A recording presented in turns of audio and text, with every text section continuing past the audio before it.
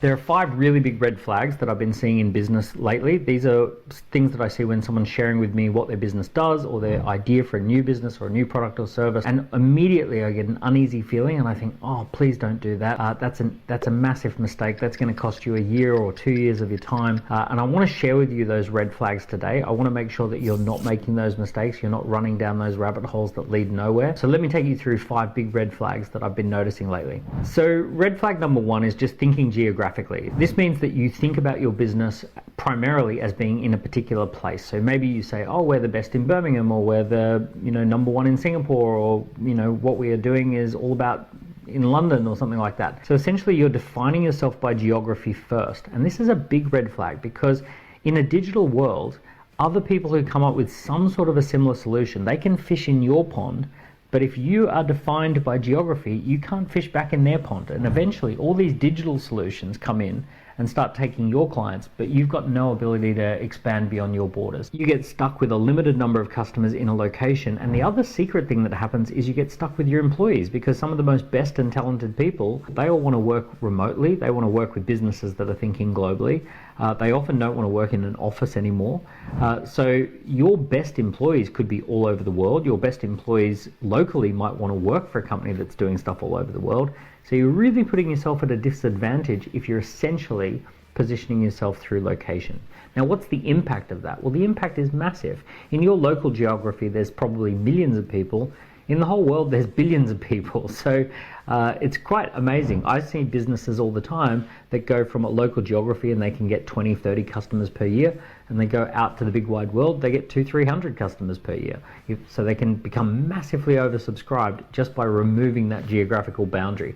The truth is, no one these days really cares that much about geographical, but they really care, are you the key person of influence for solving a particular problem? So the second big red flag is thinking supply side rather than demand side. I see pathologically most entrepreneurs and startups, they want to think about the supply of what they do. They want to think about how to become a much better supplier. But the profitability and success of your business actually doesn't really come down to the supply side. It comes down to the demand side, especially in the short term. So what does it mean to be a demand side thinker? It means that you're thinking about how you generate interest, how you generate attention, how you build an audience, how you get people to like something, how you then turn that into appointments, presentations, and sales. And you're really thinking about that whole going to market problem as opposed to how am I going to look after people problem. So I see people all the time who are focused on getting more qualifications, and they're focused on building a portal for their customers. They haven't even got customers and they're building a portal for their customers. They don't have many customers and they're thinking about the systemization of how their business will run when they have 1,000 customers. And I'm sitting there going, wait a second, you're distracting yourself from the biggest problem, which is generating demand. Your business depends upon your ability to create demand. Now, how do you do that? Well, you as the key person of influence, the founder of the business, that's your primary concern. You've got to be out there making that market buzz. You've got to stir up the beehive before you can go and make some of that honey. So let me give you an example. I met someone who was an amazing CEO in corporate, and then they decided to get out of being a CEO and become a CEO coach or a business coach. And they were talking to me about the portal that they were building, the videos that they were creating for their customers. And all of this was in preparation for having customers. They didn't have any at that particular time. And they were like wondering if they were on the right path. And I said, well, wait a second, none of that actually generates a customer. What are you doing to generate customers?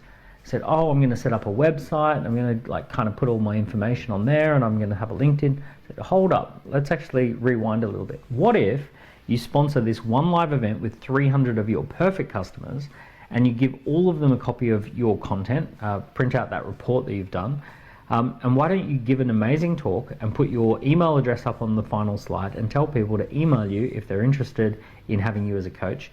And let's see what happens off the back of that. Now, off the back of one speaking engagement, there was something like 15, 16, 17, 18 people who actually literally said, I want to work with you and I'm happy to pay the price.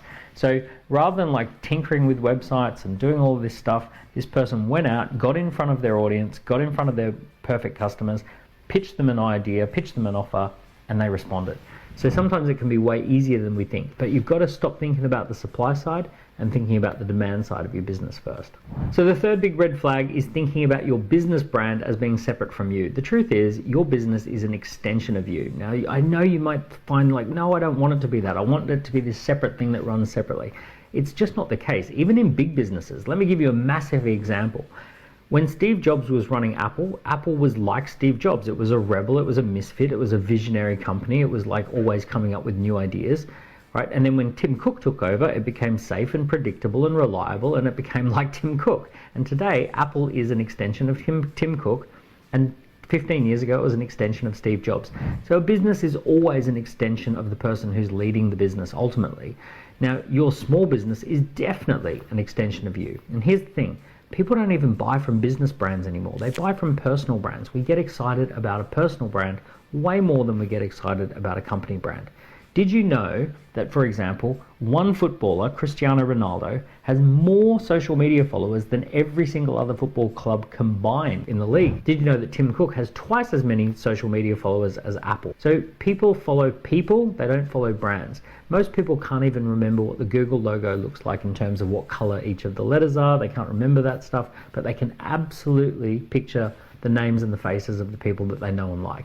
So your business is an extension of you.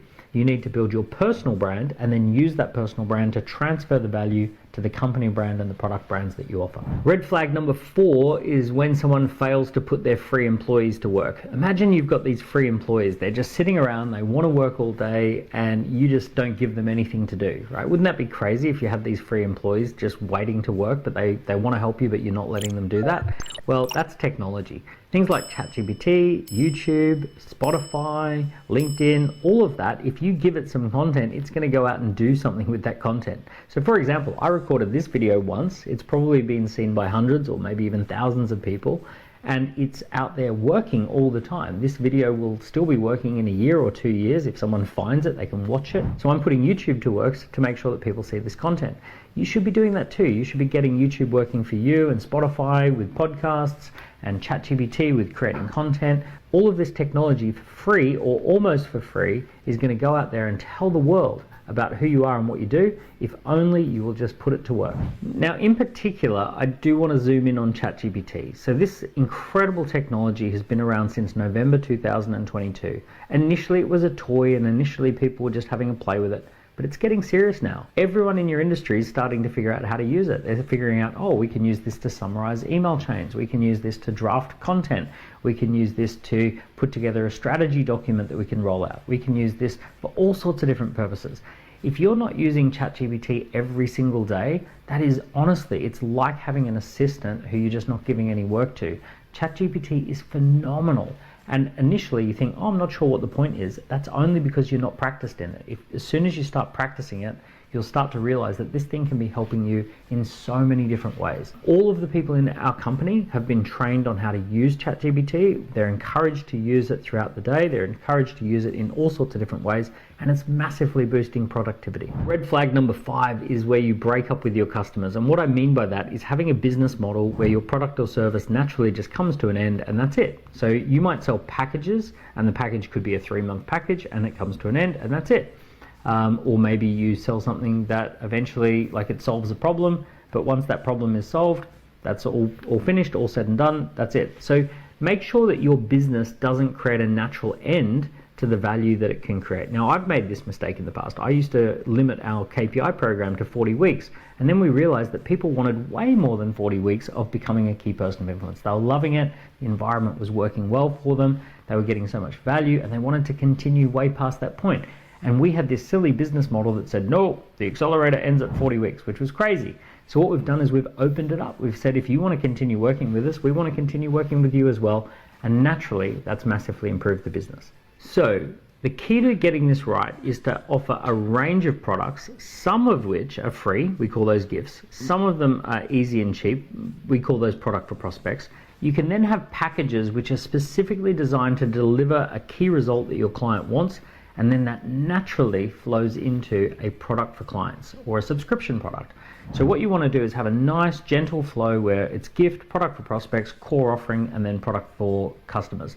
And essentially there's no real break in the chain. It just flows really, really nicely, and people become happy, loyal customers with a really good lifetime value of each customer.